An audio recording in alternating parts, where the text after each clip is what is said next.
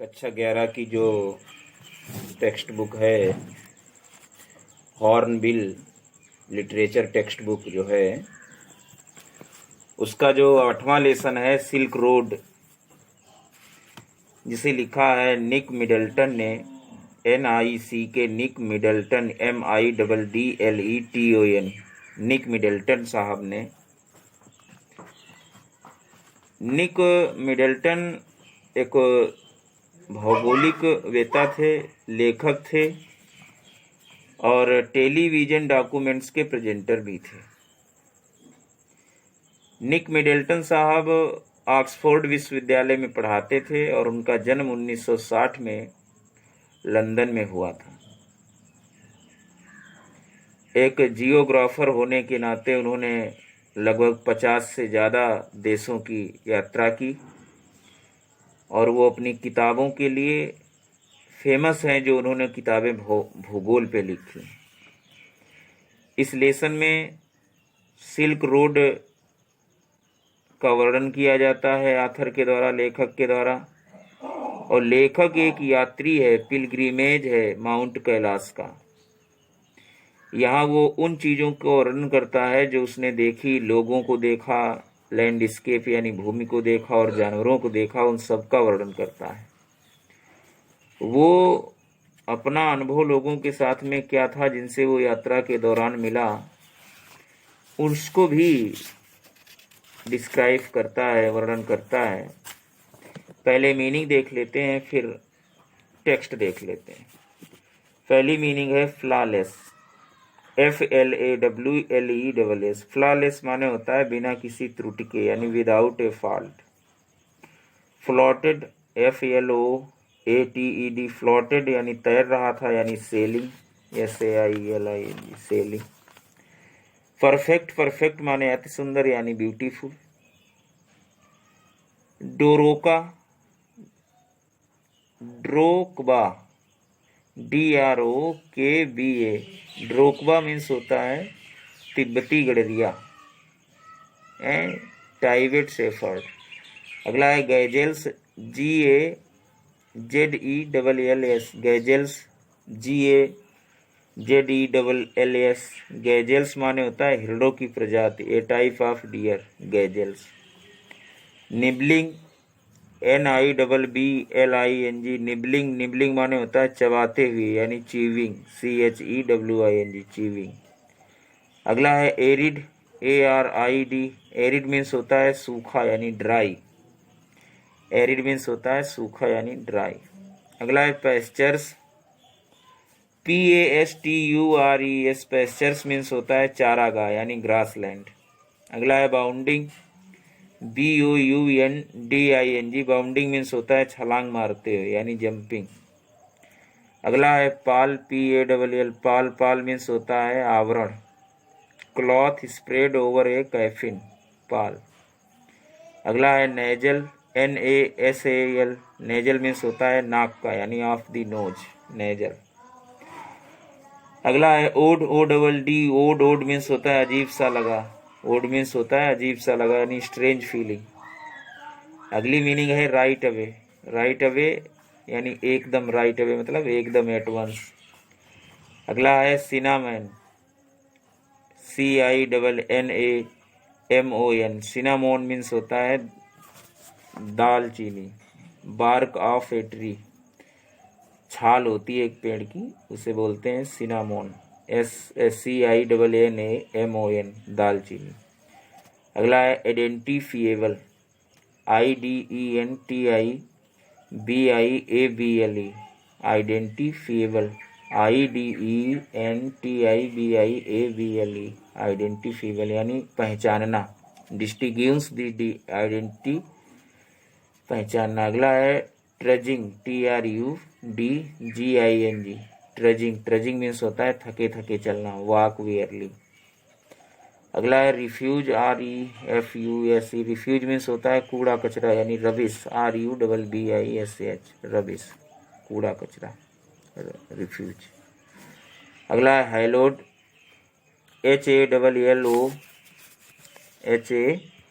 HALLOWED, hallowed means होता है प्रवृत्ति युक्त यानी consecrated made holy. Hallowed means प्रवृत्ति युक्त, consecrated made holy. अगला है सर्वे, SURVEY, सर्वे मीन्स होता है सर्वेक्षण करना यानी लुक अराउंड।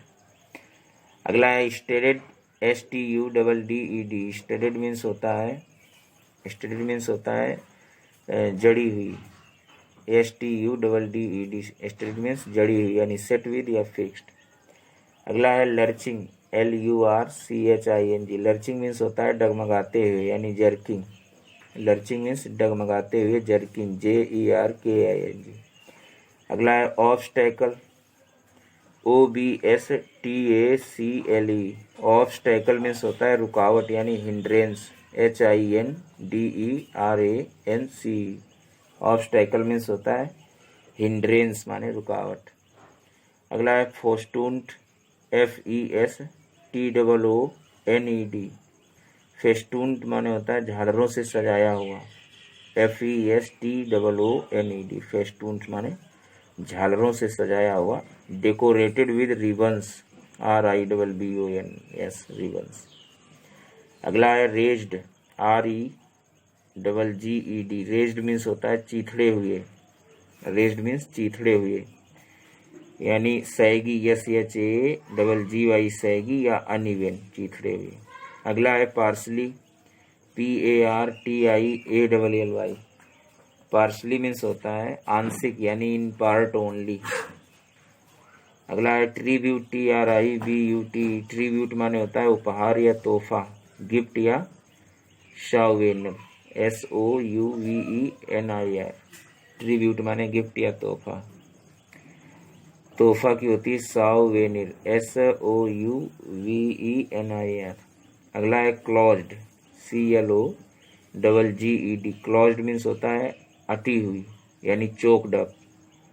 अगला है ब्रिलियंट, BRILLIANT, ब्रिलियंट माने होता है चमकीली यानी ब्राइट।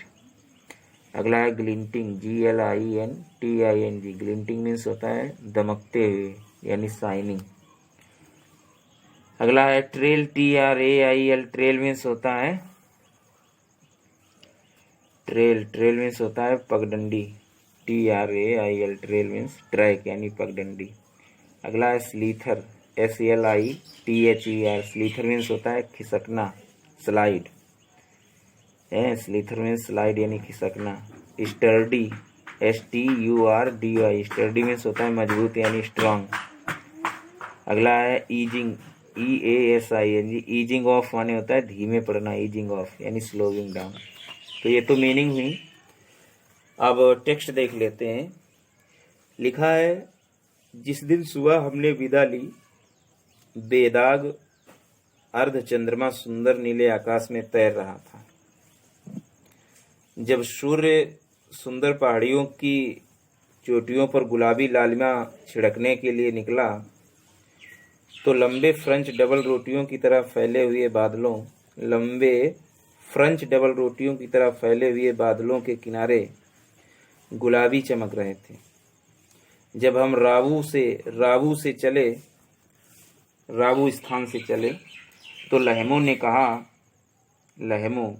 कहा कि वह मुझे विदाई का उपहार देना चाहती है। एक दिन सायंकाल मैंने उसे डेनियल के माध्यम से बताया था कि मैं कोरा पूरा करने कैलाश पर्वत की ओर जा रहा हूँ। रावू से बताया था। तब उसने कहा कि आपको गर्म कपड़े ले लेने चाहिए। तब वह झुककर टेंट में गई और एक लंबी बाहों वाला भेड़ की खाल का कोट लाई जो सभी पुरुष पहनते हैं। रावू ले आई। फिर क्या हुआ? और जब हम कार में चढ़ रहे थे तो तेजसन ने मुझे ऊपर से नीचे तक देखा और कहा, ओ हाँ ड्रोकबा सर। तेजसन ये साथी है उनका, साथ जाने वाला। चांगतांग को पार करने के लिए स्थान है चांगतांग को पार करने के लिए हमने एक छोटा रास्ता लिया। तेजसन TSETAN, तेजसन को एक ऐसे रास्ते का पता था जो हमें दक्षिण पश्चिम की ओर सीधे कैलाश पर्वत की ओर ले जाएगा। इसमें कई ऊंचे पर्वत पार करने होंगे, ऐसा उसने बोला। परंतु उसने हमें आश्वस्त किया यदि बर्फ ना हुई तो कोई समस्या नहीं होगी। उसकी कितनी संभावना है, मैंने पूछा।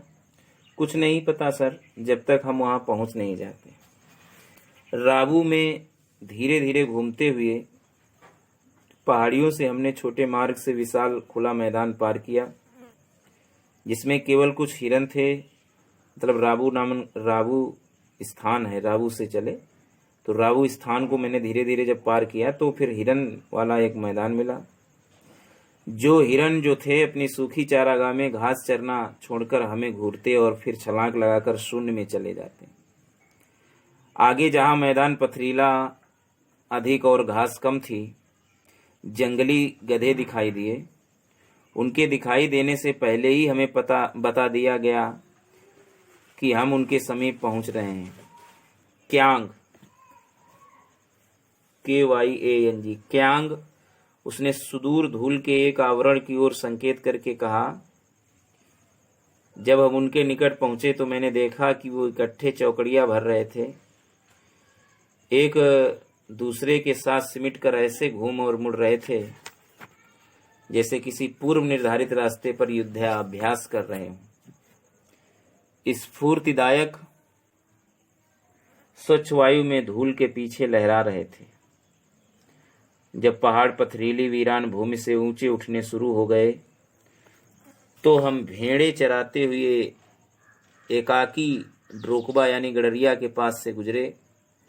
कभी कोई पुरुष, कभी कोई स्त्री, ये ठीक प्रकार कपड़ों में लिपटे लोग रुककर हमारी कार की ओर देखते और कभी कभी हमारी ओर हाथ भी हिला देते थे। जब हमारा रास्ता उनके पशुओं के पास से गुजरता तो भेड़ें हमारे तेज वाहन से बचने के लिए रास्ते से हटकर दूसरी ओर हो जाती थीं। हम बंजारों के काले तंबुओं के पास से गुजरे जो सान के साथ साथ अलग थलग गड़े हुए थे और जिनके आगे प्रायः बड़ा काला तिब्बती कुत्ता मैस्टिक, बड़ा काला कुत्ता मैस्टिक, MASTIFF, मैस्टिक पहरे पर खड़ा था। जब इन भारी भरकम पशुओं को हमारे आने का पता चलता, यानी मैस्टिक को, तो ये अपना सिर टेढ़ा कर लेते थे और हम पर दृष्टि गाड़े रहते थे। जब हम उनके पास आते रहते थे तो वे तुरंत काम शुरू कर देते थे, हमारी ओर तेजी से आते थे और बंदूक से गोली छोटी हो वह लगभग उतनी ही तीव्रता से आते थे। इन झबरे भयंकर पशुओं के, जो काली रात में भी काले थे, सामान्यतः लाल पट्टे बंधे होते थे तथा ये अपने बड़े बड़े जबड़ों से जोर जोर से भौंकते थे। वे हमारे वाहन से पूर्ण रूप से लीडर थे तथा सीधे भागकर हमारे रास्ते में आ जाते थे, जिस कारण तेजसन को ब्रेक लगाना व रास्ते से हटना पड़ता था और कुत्ता लगभग 100 मीटर तक हमारा पीछा करता था और हमें अपनी संपत्ति से बाहर छोड़ने के बाद ही धीमा होता था। यह बात समझना कठिन नहीं है कि प्राचीन काल से ही रेशम मार्ग के साथ साथ तिब्बत से तोहफे के रूप में इन्हें क्यों लाया जाता था, यानी मैस्टिक कुत्तों को, और चीन के सम्राट के दरबारों में शिकारी कुत्तों के रूप में क्यों लोकप्रिय थी ये मैस्टिक। अब हम क्षितिज पर बर्फ से ढके पहाड़ उभरते हुए देख सकते थे। हमने एक वादी में प्रवेश किया जहां नदी चौड़ी थी और अधिकतर धूप में दमकती हुई उजली बर्फ से अटी हुई थी। मार्ग नदी के किनारे से लगा हुआ था और नदी के घुमावों के साथ साथ मुड़ रहा था तथा जैसे जैसे हम ऊंचाई पर चढ़ने लगे घाटी की भुजाएं आपस में निकट आती गईं। मोड़ अधिक तीखे और सवारी अधिक हिचकोले वाली हो गई। जब हम ऊंचाई पर जा रहे थे, तेजसन गाड़ी तीसरे गियर में चला रहा था। मार्ग बर्फीली नदी से हटकर बड़ी कठिनाई से खड़ी ढलानों में चढ़ रहा था, जहां पर बड़ी बड़ी चट्टानों पर चमकीली नारंगी काई पुती हुई थी। चट्टानों के नीचे जहां लगभग स्थायी छाया थी, वहां पर बर्फ के गुच्छे लटके हुए थे। मैंने कानों में दबाव बढ़ता अनुभव किया और मैंने नाक पकड़कर जोर से हुंकार कर उसे साफ कर दिया। हमने एक और तीखे मोड़ पर घूमने का संघर्ष किया और तेजसन ने गाड़ी रोकी। इससे पहले मैं समझ सकता था कि क्या बात है। दरवाज़ा खोलकर तेजसन ने छलांग लगाई थी। बर्फ, डेनियल बोला, और वह अभी दरवाज़ा खोलकर वाहन से बाहर चला गया। डेनियल जो था उसने कहा बर्फ है, चला गया। वह उसके ऐसा करने से ठंडी हवा का झोंका अंदर आ गया। मार्ग पर हमारे सामने सफ़ेद पदार्थ की चादर बिछी थी, जो हो सकता है 15 मीटर तक जाकर धीरे धीरे समाप्त हो रही थी, और कच्चा रास्ता फिर दिखाई दे रहा था। बर्फ हमारे दोनों ओर थी और उसमें ऊपर खड़े ढलान को चिकना बना रही थी। किनारा इतना खड़ा था कि हमारी गाड़ी उस पर चढ़ नहीं सकती थी, और इसीलिए बर्फ से ढके हुए रास्ते में घूम कर जाने का कोई रास्ता नहीं था। मैं डेनियल के पास गया, जबकि तेजसन कड़ी ऊपरी बर्फ वाली परत पर चलने लगा और आगे की ओर फिसलने लगा। वह समय समय पर पांव मारकर देखता था और फिर कितनी कठोर है। मैंने अपनी कलाई घड़ी पर देखा। हम समुद्र तल से 5210 मीटर की ऊंचाई पर थे। मुझे बर्फ बहुत गहरी नहीं लग रही थी, परंतु डेनियल ने कहा इतना खतरा उसकी गहराई से नहीं था जितना उसकी ऊपर की बर्फ की परत से था। जब हमने तेजसन को मुट्ठियां भर भर कर जमी हुई सतह पर फेंकते देखा, तो डेनियल ने सुझाया कि यदि हम फिसल गए तो कार पलट सकती है। हम दोनों भी उसकी सहायता करने लगे तेजसन की, और जब बर्फ पर मिट्टी फैल गई, मैं और डेनियल तेजसन का भार कम करने के लिए कार से बाहर रहे। उसने कार पीछे की ओर, फिर धूल भरी बर्फ की ओर चलाई। उसने बर्फ वाले तल पर कार रोकी और फिर धीरे धीरे पूरा फासला बिना कठिनाई के पार किया। 10 मिनट के बाद हम एक और बाधा पर रुके। ठीक नहीं है सर, तेजसन बोला, और बाहर के दृश्य का सर्वेक्षण करने के लिए एक बार फिर वह बाहर छलांग लगाई।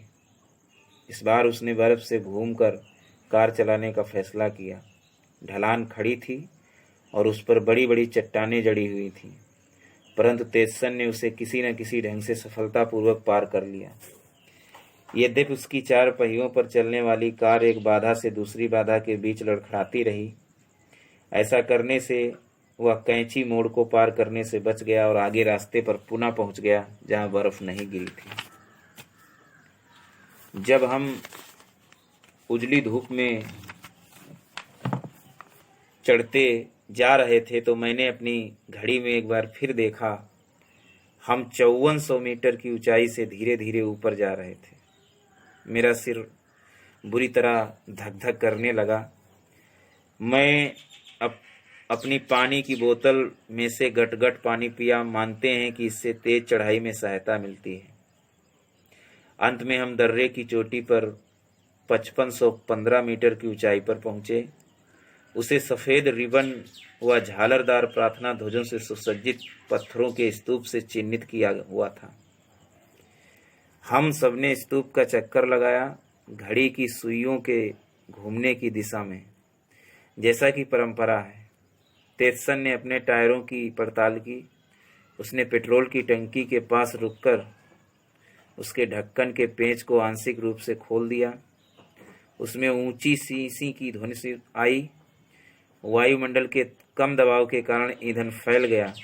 मुझे यह आवाज़ खतरनाक लगी। हो सकता है सर, तेजसन हंसा, हो सकता है, परंतु सिगरेट ना पिएं। जब हम दर्रे के दूसरी ओर तेजी से नीचे उतरने लगे तो मेरा सिरदर्द दूर हो गया। जब हम भोजन के लिए रुके तो 2 बज चुके थे। हमने गरम गरम नूडल एक तिरपाल के तंबू में खाए। नूडल जो कि सूखी नमक झील के किनारे कार्य कैंप के लिए बनाया गया था। पठार को नमक के फ्लैटों और खारे झीलों टेथिस महासागर के भंवरों से सजाया गया था, जो तिब्बत की सीमा से पहले महाद्वीप टकराव से टकराए थे, जिसने इसे आकाश की ओर उठा दिया। यह गतिविधियों का अड्डा था। भेड़ की खाल के कोट पहने गैतिया व फावड़े उठाए आदमी इधर उधर जा रहे थे और उनके जूतों पर नमक की परत जमी थी। चौंध से बचने के लिए उन्होंने धूप के चश्मे लगा रखे थे। नमक के ढेर से लदे नीले ट्रकों की कतार नमक की चकाचौंध सफेद झील में से बाहर आ रहे थे। तीसरे पहर हम होर के होटल, होर स्थान है, होर के छोटे से नगर में पहुंच गए। तीसरे पहर हम होर के छोटे से नगर में पहुंच गए। वापस मुख्य पूर्व पश्चिम सड़क पर, जो लहासा से कश्मीर के पुराने व्यापार मार्ग पर है। डेनियल जो लहसा से लौट रहा था, उसे एक ट्रक में सवारी मिल गई, इसीलिए मैंने व तेतसन ने उसे टायर मरम्मत की दुकान के बाहर विदा कही। नमक झील से उतरते समय एक दूसरे के तुरंत पश्चात ही दो पंक्चर हो गए थे और तेतसन उनको ठीक कराने के लिए उत्सुक था, क्योंकि अब उसके पास अतिरिक्त टायर न बचा था। इसके अतिरिक्त दूसरा टायर जो उसने बदला था, उसके स्थान पर जो टायर लगाया था वह इतना चिकना हो गया था जैसा मेरा गंजा सर। होर बड़ा कुरूप व दुखदायक स्थान था। वहाँ वनस्पति का नाम न था, केवल धूल मिट्टी वर्षा का एकत्रित कूड़ा कचरा भारी मात्रा में फैला पड़ा था, जो बड़े दुर्भाग्य की बात थी, क्योंकि यह नगर मानसरोवर झील के किनारे पर है, जो तिब्बत का सबसे पवित्र जल स्रोत है। प्राचीन हिंदू व बुद्ध विश्व ज्ञान में मानसरोवर को 4 महान भारतीय नदियों का स्रोत माना गया है: सिंध, गंगा, सतलज और ब्रह्मपुत्र। वास्तव में केवल सतलज ही इस झील से निकलता है, परंतु अन्य नदियों के जल स्रोत भी कैलाश पर्वत के बाजुओं के पास में ही है। हम उस महान पर्वत के बिल्कुल समीप थे और मैं आगे बढ़ने के लिए उत्सुक था, परंतु मुझे प्रतीक्षा करनी पड़ी। तेतसन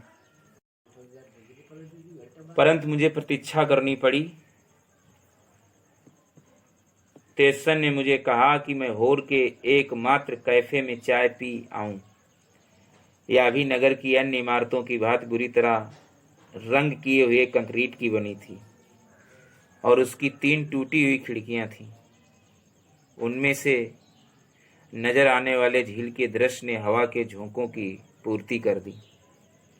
मेरी सेवा सैनिक कपड़े पहने एक चीनी युवक ने की, जिसने गिलास व चाय की थर्मस लाने से पहले गंदे चीथड़े से मेज पर ग्रीस सबोर फैला दी। आधा घंटे पश्चात तेतसन ने मुझे मेरे एकाकी जेल से छुटकारा दिलाया। बहुत से पत्थरों व कूड़े कचरे के पास से गुजरकर हम नगर के बाहर कैलाश पर्वत की ओर चल पड़े। झील मानसरोवर को देखने के पश्चात यात्रियों के जो वर्णन मैंने पढ़े थे, मेरा अनुभव उनसे बिल्कुल विपरीत था। एक जापानी भिक्षु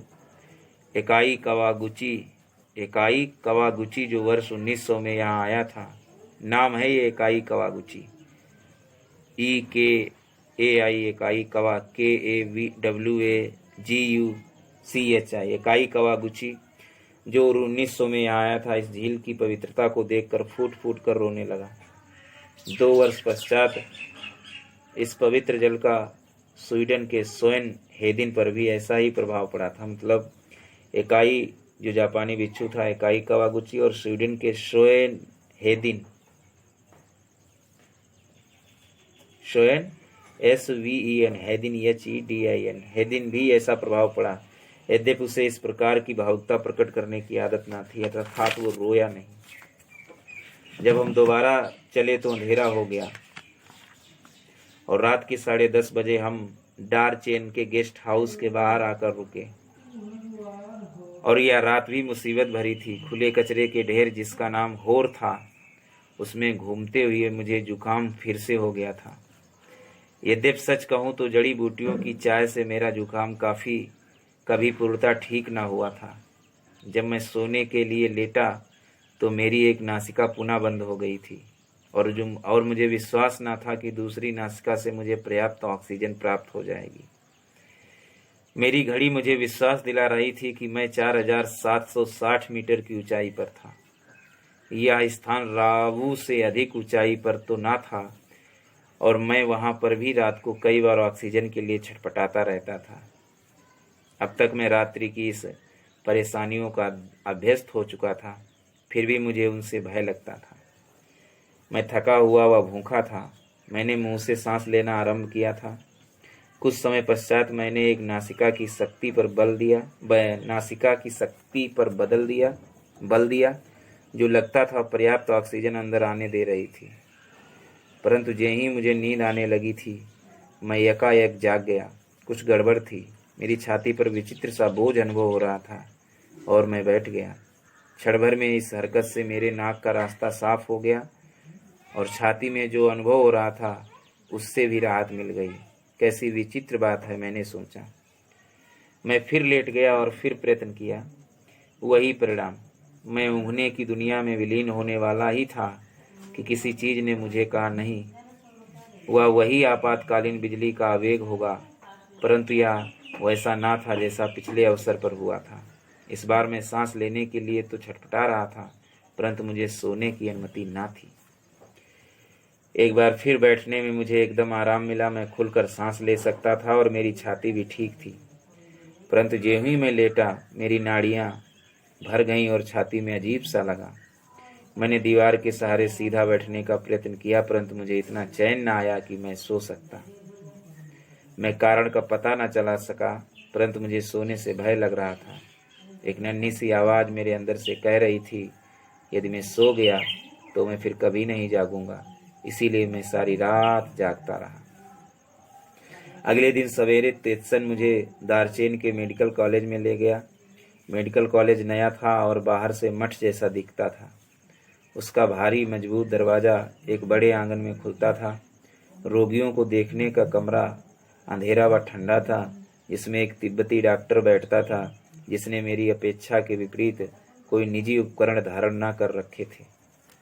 सफेद कोट भी न था। मोटा स्वेटर व ऊनी टोप पहन वह अन्य किसी भी तिब्बती जैसा प्रतीत होता था।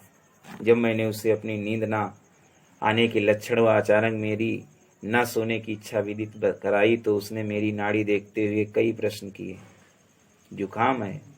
अंत में उसने तेतसन के माध्यम से मुझे बताया, जुकाम और ऊंचाई का प्रभाव, मैं इसके लिए आपको कुछ दे देता हूँ। मैंने उससे पूछा, क्या उसके विचार में मैं कोरा योग्य हो जाऊंगा? ओह हाँ, उसने कहा, आप बिल्कुल ठीक हो जाओगे। मैं 15 पुड़ियों से भरा खाकी लिफाफा थामे मेडिकल कॉलेज से बाहर आया। मेरा तिब्बती दवाइयों का 5 दिन का उपचार था, जो मैंने उसी समय आरंभ कर दिया था। मैंने नाश्ते के बाद वाली पुड़िया खोली और देखा उसमें भूरा चूर्ण था, जो मैंने गर्म पानी के साथ लेना था। उसका स्वाद दालचीनी जैसा था। दोपहर के भोजन व सोते समय वाली पुड़ियों की दवा पहचानना कठिन था। दोनों में खाकी से रंग की छोटी छोटी गोलियां थीं। उनको देखने में भेड़ की मींगने का संदेह होता था, परंतु निसंदेह मैंने वो ले ली। उस रात पूरे दिन के पूर्ण उपचार के पश्चात मैं गहरी नींद में सोया था, एक सहतीर की भांति, ना कि एक मृत व्यक्ति की भांति। जब तेतसन ने देख लिया कि मैं जीवित रहूंगा, वह मुझे छोड़कर लहसा चला गया। बौद्ध होने के कारण उसने मुझसे कहा कि यदि आप मर गए तो कोई बात नहीं, परंतु इससे कारोबार की हानि होगी। रात भर अच्छी प्रकार सोने के पश्चात दार्चेन इतना भयानक प्रतीत न होता था। अभी भी वह धूल भरा था, आंशिक रूप से उजड़ा हुआ था और यहाँ वहाँ कूड़े मलबे के ढेर लगे थे, परंतु सूर्य साफ नीले आकाश में चमक रहा था और दक्षिण में मैदान के पार हिमालय दिखाई दे रहा था और सामने विशाल बर्फ से ढकी चोटियों वाला गुरला मनघाता पर्वत था। गुनरला मनघाता पर्वत, जिसकी चोटी के ऊपर नन्हा सा बादल का लच्छा लटका हुआ था। नगर में 2 अर्ध विकसित सामान्य स्टोर थे, जो चीनी, सिगरेट, साबुन और अन्य बुनियादी सामान व सामान्य प्रार्थना ध्वज बेचते थे। उनमें से एक के सामने दोपहर को लोग पोलो खेलने के लिए इकट्ठा हो जाते थे। खुली हवा में टूटा फूटा मेज असंगत लगता था और महिलाएं उस सरिता के बर्फीले पानी में अपने लंबे बाल धोती थीं, जो मेरे गेस्ट हाउस के समीप से कोलाहल करती बहती थी। दार्चेन शांत व बिना भाग दौड़ वाला नगर था, परंतु मुझे एक ही कमी दिखती थी, वहाँ यात्री न थे। मुझे पता चला कि यात्रियों के मौसम के चरम बिंदु में नगर में यात्रियों की हलचल हो जाती है। बहुत से अपने ठहरने का प्रबंध साथ लेकर आते हैं और अपने तंबू गाड़कर नगर को किनारे से बढ़ा देते हैं, मैदान तक फैल जाते थे। मैंने अपना आने का समय मौसम के आरंभ के लिए चुना था, परंतु संभवतः मैं बहुत पहले ही आ गया था। एक दिन तीसरे पहर दार्चेन के एकमात्र कैफे में चाय का ग्लास पीते समय मैं अपने विकल्पों पर विचार करने लगा। थोड़ा सोच विचार करने के पश्चात मैं इस निष्कर्ष पर पहुंचा कि वे अत्यंत सीमित थे। स्पष्ट था कि मैंने अपने सकारात्मक विचारों में स्वयं सहायता करने में अधिक सफलता प्राप्त ना की थी। मेरे पक्ष में यह बात थी कि मुझे अपने सोने की परेशानियों से आराम न मिला था, परंतु चाहे मैं इस बारे में कैसे भी सोचता, मैं केवल प्रतीक्षा ही कर सकता था। यात्री पथ खूब प्रचलित था, परंतु मैं उस पर अकेला जाना ना चाहता था। कोरा का मौसम होता था, क्योंकि मार्ग के कुछ भाग की बर्फ से बंद होने की संभावना रहती थी। मुझे कुछ पता न था कि बर्फ साफ हो गई या नहीं, परंतु दार्चेन की सरिता के किनारों पर चिपटी गदली बर्फ के खंडों को देखकर मैं निरुत्साहित हो जाता था। जब से तेत्सेन गया था, मुझे दार्चेन में कोई एक व्यक्ति भी नहीं मिला था जिसे इतनी अंग्रेजी आती हो जो मेरे इस अति मूल प्रश्न का उत्तर दे सके। अर्थात जब तक मैं नोरबू से नहीं मिला। नोरबू या NORBU, नोरबू एक व्यक्ति है, नोरबू से नहीं मिला था। कैफे छोटा, अंधेरा और गुफा तुल्य था। इसमें धातु की भट्ठी थी जो बीच में गहरी थी। दीवारें व छत प्लास्टिक की रंग बिरंगी चादरों से गुथी थी। धारीदार प्रकार की चौड़ी नीली, लाल व सफेद वेजिन का प्रयोग मजबूत बड़े बड़े हाट करने के थैले बनाने के काम आता था, और जो समस्त चीन में, एशिया में व यूरोप में बिकते हैं। इस प्रकार प्लास्टिक चीन की सिल्क मार्ग के साथ साथ सबसे सफल निर्यात वस्तु अवश्य ही होगी। प्लास्टिक की रंग बिरंगी चादरों से बनती थी। कैफे में केवल एक खिड़की थी जिसके पास मैंने स्थान ले लिया था ताकि मैं अपनी नोटबुक के पन्ने देख सकूं। मैं अपने साथ एक उपन्यास भी लाया था ताकि समय अच्छी तरह व्यतीत कर सकूं। जब नोरबू अंदर आया, उसने मेरी पुस्तक देख ली और इशारे से पूछा कि क्या वह मेरे सामने उस छीड़ मेज पर बैठ जाए। आप अंग्रेज? उसने चाय का ऑर्डर देने के पश्चात पूछा। मैंने कहा कि मैं अंग्रेज हूँ और हमारा वार्तालाप आरंभ हो गया। मैंने सोचा कि वह उस क्षेत्र का नहीं है क्योंकि उसने विंड चीटर पहन रखी थी, विंड चीटर, और पश्चिमी ढंग का धातु के फ्रेम वाला चश्मा पहन रखा था। उसने मुझे बताया कि मैं तिब्बती और बीजिंग में Chinese academy of social sciences में इंस्टीट्यूट ऑफ एथनिक लिटरेचर में काम करता हूँ। Chinese academy of social sciences में इंस्टीट्यूट ऑफ एथनिक लिटरेचर में काम करता था। मेरी धारणा थी कि वह किसी अनुसंधान कार्य में लगा हुआ था। हाँ और ना, वह बोला, मैं कोरा करने आया हूँ। मेरा दिल उछल पड़ा। नोरबू कई वर्षों से कैलाश कोरा और बौद्ध साहित्य में उसके महत्व पर शैक्षणिक लिख रहा था, परंतु उसने वास्तव में कभी ऐसा न किया था। जब मेरी बारी आई उसे यह बताने कि मैं दार्चेन क्यों आया था, उसकी आंखें चमक उठीं। हम मिलकर चल सकते हैं, वह उत्तेजना पूर्वक बोला। दो शास्त्री जो पुस्तकालयों से भाग आए हैं, शायद मेरी सकारात्मक बुद्धि वाली योजना काम करने लग पड़ी थी। नोरबू भी गेस्ट हाउस में ठहरा हुआ था। उसे मिलने की प्रारंभिक राहत यह जानकर कम हो गई कि उसके पास भी मेरी भांति यात्रा की आवश्यक सामग्री की कमी थी। वह मुझे बताता रहता था कि वह कितना मोटा है और उसके लिए कितनी कठिनाई आएगी। बहुत ऊंचाई है, वह मुझे याद दिलाता रहता, और चलता कितना थकाने वाला।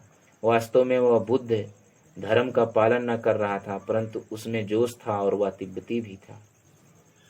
मूलतः मैंने यात्रा भक्तजनों के संग करने की सोची थी, परंतु सोच विचार करने के पश्चात मैंने निर्णय लिया कि नोरबू आदर्श साथी रहेगा उसने सामान ढोने के लिए कुछ याक भाड़े पर लेने का सुझाव दिया, जिसका मैंने अच्छा अर्थ समझा, और उसकी पहाड़ की परिक्रमा के समय दंडवत लेटने का कोई इरादा न था। संभव नहीं। मेज पर लेटकर वह पागलों की भांति हंसकर बोला, या उसकी शैली न थी, और फिर उसकी तौंद भी बहुत बड़ी थी। तो इस तरीके से सिल्क रोड का लेसन कंप्लीट हुआ। Thanks for watching and hearing my video. कक्षा 11 की जो टेक्स्ट बुक है, हॉर्नबिल लिटरेचर टेक्स्ट बुक जो है, उसका जो 8वां लेसन है सिल्क रोड।